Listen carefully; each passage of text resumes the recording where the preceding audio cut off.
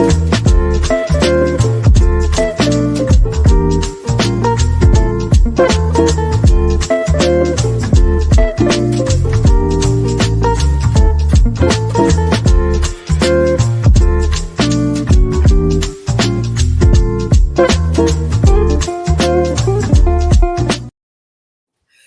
morning, everyone, and welcome to a live special edition of Wealth Building Wednesday. I know it is not Wednesday, although you may watch this next Wednesday, so it might be Wednesday when you tune in. But today is Thursday. We are excited to have this very special edition of Wealth Building Wednesday, featuring a local expert, Raji Gourdine. We are glad to have you. Welcome, welcome. Want to make sure that you, the viewers, understand that Wealth Building Wednesday is a program brought to you by TRHT Selma. That is Truth, Racial Healing, and Transformation. We are a program, a project, an initiative that was initially funded by the W.K. Kellogg Foundation. We're excited to be a partnership between the Black Belt Community Foundation and the Selma Center for Nonviolence. I am your host, Ms. Lydia Chapman. I am based here at the Selma Center for Nonviolence and excited again to welcome Mr. Raji Gourdine to this very special edition of Wealth Building Wednesday. How are you? I'm good, Ms. Chapman. How are you doing this morning? I am doing great. I am so excited to dive into this conversation because you have a lot of information to share. We have been in recovery mode in the city of Selma. All eyes have been on us as we have been in recovery mode, and there are tons of opportunities that are available, partially as a result of the recovery that our community continues since the tornado of 2023. So wanted to, first of all, give you an opportunity to reintroduce yourself, because the last time we talked to you, you were actually working as a staff member at Wallace Community College of Selma, but now you have transitioned, I hear. I have transitioned somewhat. I retired since the last time we talked, but I still do work part-time with the college, working with the Workforce Development Office and the Office of Student Services to help promote initiatives in both of those offices, help connect the community to the college. I've also, my wife and I have also started Gourdine and Associates. It is a nonprofit organization that is its sole purpose is to connect education entities, city governments, and other nonprofits to helping solve local workforce development problems, workforce development cooperations with community colleges and cities, and grant writing and consulting.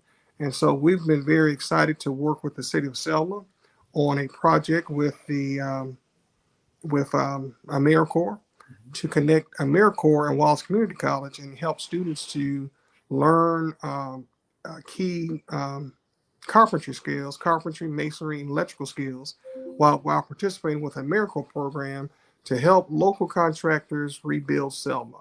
The program currently has about 4 openings. We'll take a total of 20 students. We already have admitted 14, what the city of Selma has through AmeriCorps, and there are 4 slots available.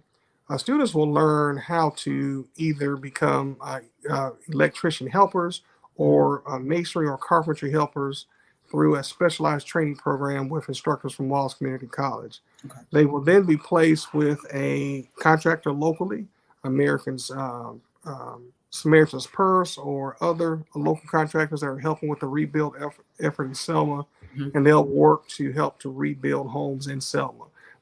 Some will work on some of the NACA homes that are going up. Those are beautiful homes that are being built right behind the Good Sam building. Great community, great effort by the Selma Housing Authority and the city of Selma. If you haven't taken a look at those, take a look at them. They're wonderful. They've already given away a total house to one lucky Selma resident. Yes.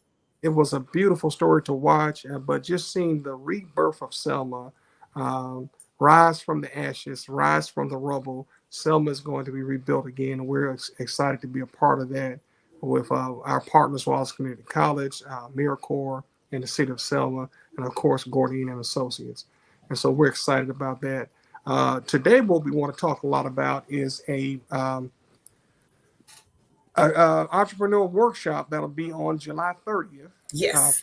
from 2:30 to 6 o'clock on the campus of Wallace Community College in the Hank Sanders Technology Center building room, the first floor.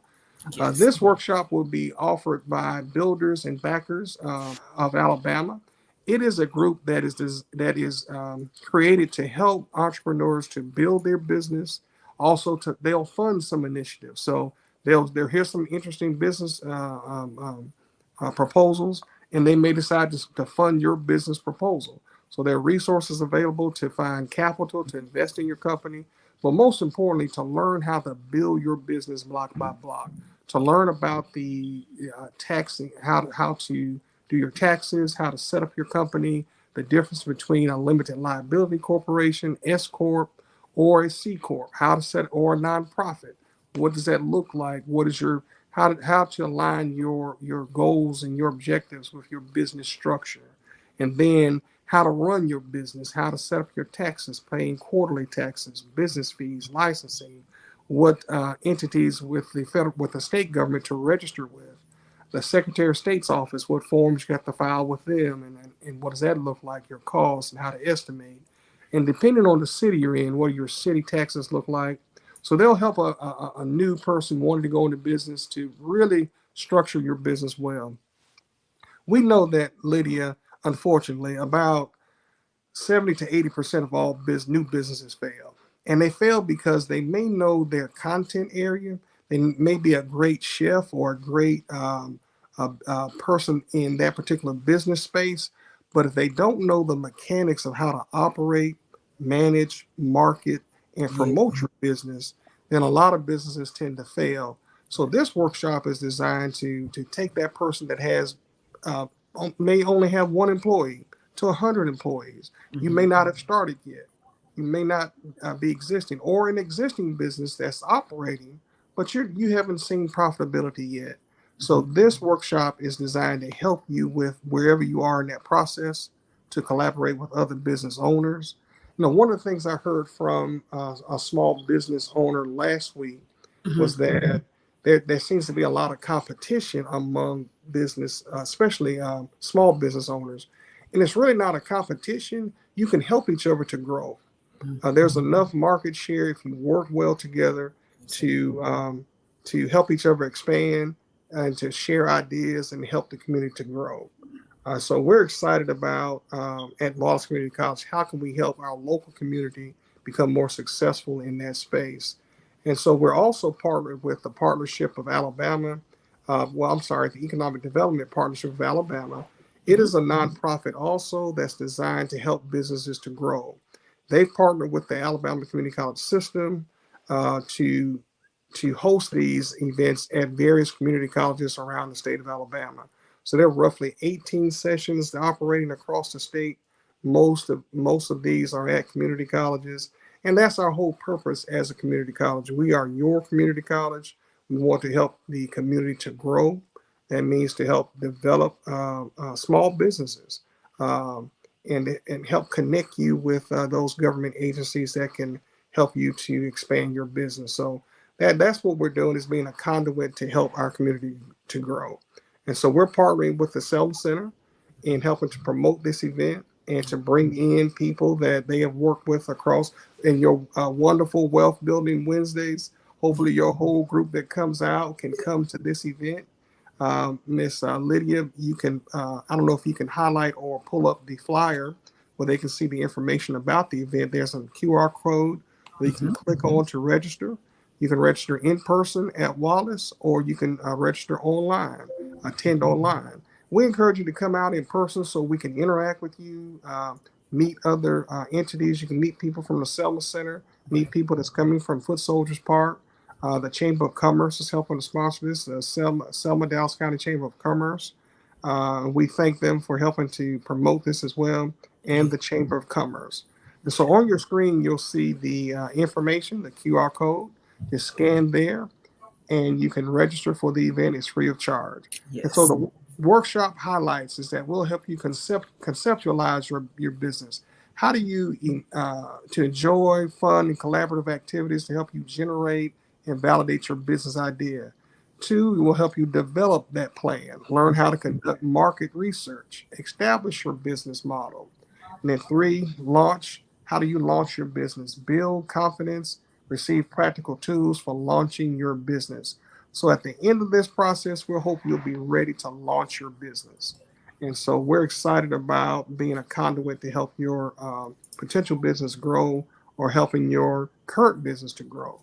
So come out and join us. We'll have refreshments sponsored by the college, and we're excited to be of service to our community.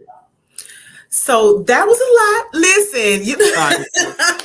let me reintroduce myself. So, and I still call you Dean Gourdine. This is an extraordinary opportunity for people in and around Selma Dallas County to take advantage of getting to know folks who are within these state agencies and nonprofit organizations that actually not just build but back, right? Because if you saw the flyer, the link is in the chat.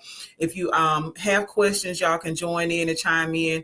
Wanted to make sure, though, that folks understand that this is called builders and backers. One of the greatest things or challenges that small business owners or people who are especially just starting out have in our community seems to be making sure that people have the right resources, the right financial resources in order to start and maintain that business. And so in order to do that, whether you are looking for someone to fund you with a grant, or if you are looking for someone to fund you with some sort of loan, you will have to have a business plan. You will have to have taken the proper steps in order to establish your business. You could be the best baker in the world. You could be the best chef in the world. You could be the best seamstress, the best cosmetologist, what have you. And if you lack a business plan, if you lack the structure, if you lack a business bank account, it is harder to get the funding necessary to start and maintain your business. So this is an extraordinary opportunity for folks.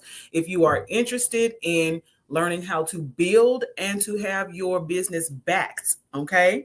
So these are the same folks that produce Launchpad, isn't that right? That's correct. Yeah, and Launchpad is an extraordinary opportunity for folks to introduce their business as well as get funding towards their business as they build forward. So if you're interested and you want to get registered, the link for that is located in the comment section. Please tag and share. If you know folks who need to see this information, if you know people who need to register, tag them in this video. This is an important opportunity for our community. And I want to definitely just kind of break some of this information down for folks with you. So small business, some folks say, well, oh, my business isn't small. You don't have to call my business small. But what is a small business in actuality? How does, let's say, the Small Business Administration identify a small business, and why are small businesses important to our community? Well, a small business can be anywhere from 1 to 100 employees. And small businesses are important because 40% of the U.S. economy is comprised of small businesses, those mom and pop organizations that those bakeries, those corner restaurants, the coffee shops, those places that may have a small number of employees, but still employ people that work part time, some full time, and provide a meaningful and significant service to your community. And so, anyone from 1 to 100 is a small business. And so, there are unique challenges that small businesses have. How do you? Sometimes a small business, you're the chef, you're the cook, you're you're the waiter, you're the janitor, you're the bookkeeper. And so small businesses have to learn how to multitask and learn those critical things that are necessary for their business's survival. Paying payroll taxes, how do you set up your tax structure? How do you employ, let's say, family members and have them on payroll? What does that look like? Paying your taxes quarterly versus yearly. Those type questions that you have to really consider when you're going into business. And so those things can make or break a business. And our goal is to help a small business that may not have the resources, that may not have a number of employees that can diversify and handle certain tasks.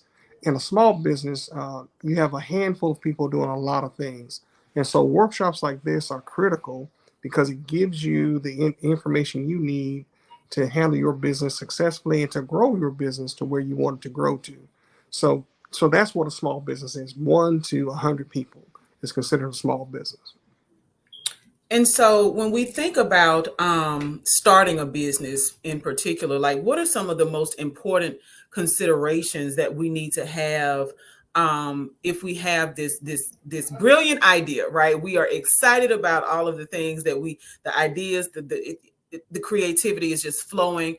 What are some of the most important considerations that we need to take account for and to kind of do the research necessary um, in order to make sure that we are starting and going to be able to maintain the business that we envision. So number one is doing your research to find out what is the market share for what the service you're offering. If there are 100 bakers or let's say bakeries in your town, you have to determine, is there a need for another bakery? But if there are no bakeries or one in your town, then you can begin to look at what would be your market share, your target audience. Uh, what is the in what vicinity will you offer your services? For instance, if you're in Selma, what's your market share? Will you be able to reach out to Orville, to um, Plantersville, and beyond? How will you be able to market those services to those constituents, or will you be basically focusing your services on the city of Selma? Or if you're in Perry County, what does that look like for you? So knowing what other businesses are currently offering what you're offering, what's your competition, is there a need for the services you're trying to offer? So Mhm. once you determine that, then you can say, okay, there is a need. There are very few businesses doing what I do. Or if there are other businesses doing what you do, what distinguishes your business? What's your market? What's your niche? What's your unique market that you can promote? One business I've heard about in Selma, there is a baker in Selma called Summer the Baker. She Yes, she and I'm very proud of her because I've known her all most of her life, and I've tasted many of her goods. She focuses on vegan yes, desserts, and they're yes, very good. So she has a niche market that no one else that I know of in Selma that's correct. offering vegan products, and so we'll have her products at we'll have some of her vegan sweet rolls on next Tuesday, Okay. so you get a chance to sample those. But that's an example of a market that is very unique. There are other bakers in Selma, but there are no other bakers that I'm aware of that are offering a vegan product. Right. And so many people that taste her products and say, "Is this is Really vegan? This vegan, right? and this is also," and she tries to make sure she limits the calories that she puts in her items. So that's an example of a product that's very unique that can be marketed and it can be expandable. Another market I saw that I'm crazy about, but it's just got to Alabama. It's called um, is it the vegan slut? Slutty vegan. Slutty vegan. Yeah. Slutty vegan. Yeah. So Hmm. as we're trying to get healthier, but that particular restaurant that started in Atlanta is exploding. Yes. They've exploded from one single store to a $26 million annual restaurant chain that's now in Alabama, in Birmingham, and expanding in other cities. And Yeah. so I'm really excited about the Slutty Vegan and their products, trying to eat healthier. So if you have a product that you're trying to promote that's unique, that focuses on building the community up, like healthy options or Mhm. other products. That's a unique niche market. So that's the first consideration: is your project needed? What is the market? Who else is doing it? I think the second thing you have to do is determine, do you have the capacity to offer the services you're trying to offer? Do you Mm, have the equipment? Do you have the know-how? Do you have the training? And if you don't, how do you get it?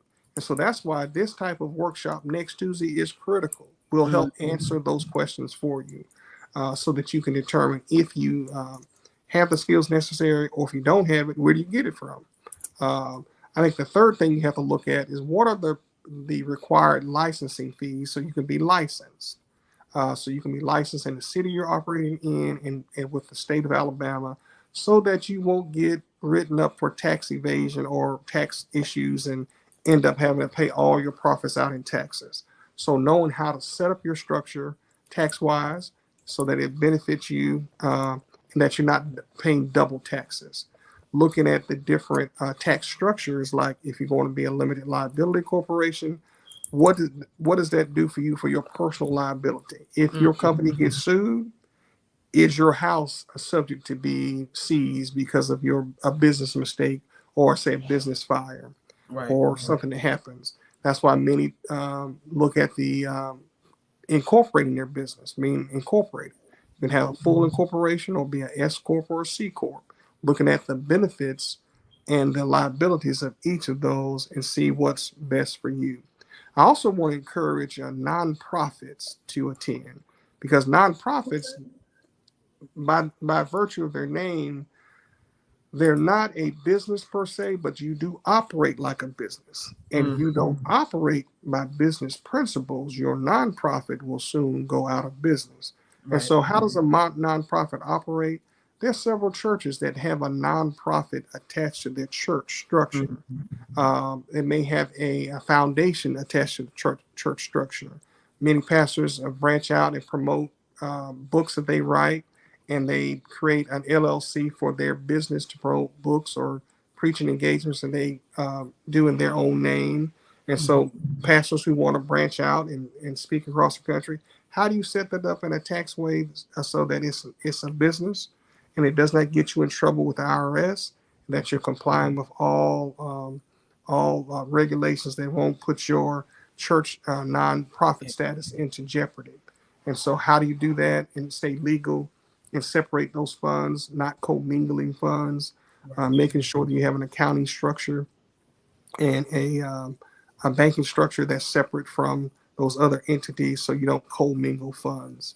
And so, all those type questions will be answered at this session and give you context to reach out to get more information. So let me ask you about the importance of actually, because I know from the perspective of making sure that you can have access to funding, making sure that the government recognizes your business. But what are some of the more like understandable, I would say, rational, maybe logical heart reasons that people need to transition businesses? Because we have some extraordinary, and you know this, that we have some extraordinary talent in our community. Selma, Dallas County, across the Black Belt, we have amazing talent, whether it is brick masons or welders or chefs. We have folks who could literally run the restaurants that some of us are begging for in order to expand our palettes. And so wanted to ask you, like, what is the real, why is it even important to transition our businesses from, let's say, home based to maybe having a website, or expanding into partnering with another business to get our products um, well beyond where it is currently? You like moving from the front porch to the to Main Street, so to speak. Why is Right. that? Why is that important? That's important for a couple of reasons. One, I would say, first of all, longevity. Most small businesses, they are mom and pops. They don't work an 8 hour day, they work a 24-hour day. They work 10, 12 hours a day to promote and to operate the business. And most business owners just burn out. And so, if you want to create a system where your business is more structured, let's say if you're a restaurant where you write down your recipes, you have a system of training your employees of how to cook in a systematic way based on the recipes that you created so that your product is consistent, the quality is consistent, the taste is consistent, then you can replicate that business and franchise out and make a more profit and be able to train others on how to do your process. McDonald's is successful not because they have the best tasting hamburger. Right. They're successful because they have a systematic way of making that burger, a systematic way of promoting that burger. They Mhm. have what's called Hamburger University, Yeah. where before you become a franchisee owner, you must learn the philosophy, the McDonald's way of they have a way of how you mop the floors, of how you stock your supplies, of how you clean the restaurant. They have a system of doing everything so that if you go to a McDonald's in in Alabama or California, the taste is the same. Your experience should be the same. And so they've automated that process to a way that it's consistently the same product across every restaurant in the United States. Now, once you go abroad and you go to a McDonald's in Moscow, it's It's a going to different. adapt to the culture and the flavors and the taste of Moscow. Yeah. They'll have some similarities to McDonald's in Alabama, but they will inject some of the local flavors. It's like Coca-Cola. If you go to Coca-Cola, if you go to the World of Coke in Atlanta, they'll Yes. show you different Coke fountains from Asia, Africa, and from all over the world, and how they infuse different flavors of local cultures. But one of the biggest successes of McDonald's is that they have a systematic way of doing everything, how you fry your French fries, from the oil that you use, and so local smaller owners, if you automate your processes in a way that your workers know that they follow the recipe. They Right. cook a certain way at a certain temperature. They use a certain product so that your product is consistently the same each time. Then you can guarantee good quality of your product, that is consistent and it lives up to the expectation that your customers have. That allows you to franchise and grow, partner, as Ms. Lydia said, with other entities to help promote your products. Like if I went into a restaurant here in Montgomery and I saw Josetti's cupcakes Yes. in Chappie's Deli. Mhm. So Josetti's has partnered with Chappie's to sell her line of products in that particular restaurant. You can also get Josetti's cupcakes at the coffee shop here in Selma. It's Selma. So they've Mhm. partnered with all the way from Montgomery here in Selma to sell her specialty cupcakes. And Mhm. so that's an example of partnerships where they are working together to promote each other's products, and it's a win-win situation. So that's what I mentioned earlier. Your competition is not always your competition if you partner together to a mutually beneficial end. And so that partnerships are sometimes the best way to grow. And as you saw McDonald's grow over the last 50, 60 years, it was through partnerships. It Mhm. was Ray Kroc and another organization partnering together Right. to create the McDonald's Corporation and create franchise opportunities for those who want to grow that across the country. And so those are other considerations you may want to look at. You know, we have several local brands in Selma that are synonymous to Selma. When you think Mhm. of barbecue, everyone Laney. thinks about Laney's. Yeah. Uh, when you think about home cooking, everyone thinks about All in All One. in one. Yeah. And so and we think about coffee and especially baked goods, you Yeah. think about the coffee The shop coffee itself. shop. Yeah. Reflections. Yeah. So there's several local brands. You know, Selma has spices that are made in Selma, to honey that's grown in Selma and Mhm. distributed all across the country. But there's several opportunities to grow. Um, we had a product. I want to say it was Judge Armstrong's son, I believe. He The had coffee. Oh grandma's yeah, cookies. the cookies. Yeah. Oh, Mhm. those were some of the best cookies in the world, and I hate that they went out of business. But I think they even went to a national competition, and they did really well. Oh wow. If somebody's listening in the Armstrong family, bring those cookies back. They were great cookies. Uh, but we want to see small businesses that have a passion for what they do Yes. and really are excited about the quality of their product and wanting to serve our community. We want to see those businesses grow. When I think about a business that serves the community all in one, every year they do a senior citizen uh, Yes. The senior citizen day. extravaganza. Well, Mm-hmm. they donate thousands of dollars in gifts and prizes to our senior citizens. They love our senior community, and they look out for our senior community. Yeah. And so I'm really excited to help support that financially, and to physically. In years past, I've helped to volunteer there as well. But that's an example of an organization that's really grown. They now have two locations. They're at the Troopers Academy. They Mm-hmm. serve our state troopers, our our aspiring corrections officers, and Mm-hmm. also our eight post people, the sheriff's deputies and local police departments coming to train at the academy. They feed them. They have that contract, and you can go there to have lunch as well, or lunch at Wallace Community College with All in One.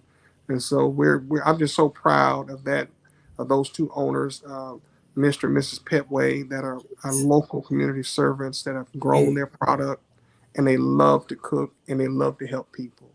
And that's just an example of how their business has grown. Also with like the coffee shop, with what Jackie Smith and Yes. her husband have Mm-hmm. done, and with Reflections and how they've grown with their smoothies, with their Yeah. panini, and so we're really excited to see their growth as well. So I'm excited to hear all of this great information. We know that we have this extraordinary opportunity coming up on July 30th at Wallace Community College. We have put the link to register in the comment section. So regardless of where you're picking this video up from, whether you're on YouTube or whether you're on Facebook, please feel free to tag and share. And make sure that you register to participate in this, because this is going to be a great opportunity no matter where you are in the life of your business, whether you have an ingenious idea, you've discovered your niche, and you want to take the step forward, right?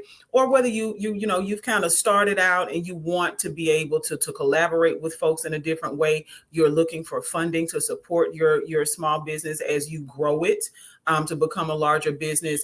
I'm particularly appreciative of you mentioning the importance of collaboration between businesses. Like, it is imperative that folks who are based, especially those of us who are based in smaller communities, learn how to work together better, right? Yes, Because when we can do that, then that means that we can operate in a more efficient way. And then we can serve the community in a way that, like you said, the first thing you mentioned when I said, what should the considerations be? You talked about longevity. Like, why is it even important to officially form your business? Longevity. And there are very few folks who have great business ideas, I think, who go into business just to not be in business a year later. Right. And exactly. so, folks, if you want to grow your business, we've got to grow beyond the idea of I have to do it alone, because that's just simply not the case. Cooperatives are real businesses that operate around the world. We are interdependent on one another as a community, and we've got to operate like that. I want to give a special shout out. Summer the Baker is tuned in. She's saying that it's great information. Mr. Mark Mouse, who is a small business owner as well.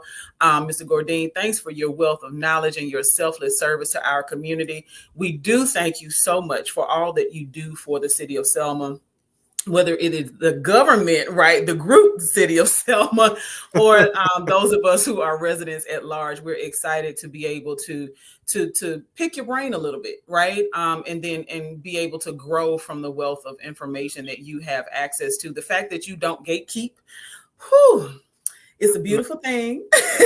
I like kicking gates open. Yes, yes, yes, yes, yes. And we look forward to continuing to grow this conversation with you. I know that collaboration and community, giving back to community, that's something that you just talked about. The importance of being able to do that as a small business owner is important. So collaboration, community, and just making sure that you're official, like you're above board, that you're contributing, even as a small business owner, making sure that you're contributing to the retirement system in our country, right? Exactly.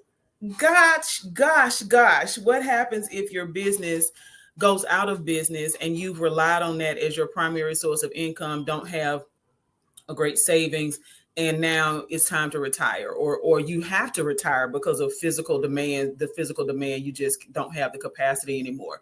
We've got to think way far ahead, right? Definitely. And plan for the future when we start businesses. One of the first habit in the book, this is an extraordinary book, The 7 Habits of Highly Effective People. The very first habit is to begin with the end in And, mind. exactly. So, yes. So, if you have the beginning, like you are thinking about this business idea and you know exactly what you want to do, think about what the end goal is, and you join us next week on the campus of Wallace Community College in the Hank Sanders building. And this is a workshop that is free, absolutely free, being put together by a group called Builders and Backers. We'll be in the Hank Sanders building from 3 p.m. until 6 p.m. We want to see your face in the place. So if you need information about for further information about it, please click on the link in the comments. I'll put it in the comments again so that we can share this information. This is important. This is an opportunity for us to grow forward in Selma. So, Mr. Gourdine, Dean Gourdine, still.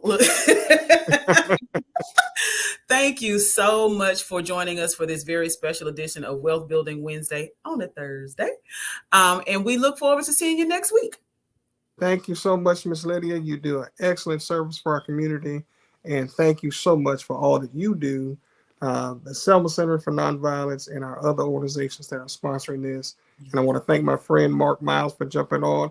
One of the Yeah. best designers, entrepreneurs in Yeah. this. I'll support Mark Miles. If you can imagine it, he can create it for you. So Yes. Mark Miles, a wonderful designer and entrepreneur, has several products that he can offer to you. Absolutely. So we hope to see you all next Wednesday at Wallace. Have a great rest of your day. Thank you so much.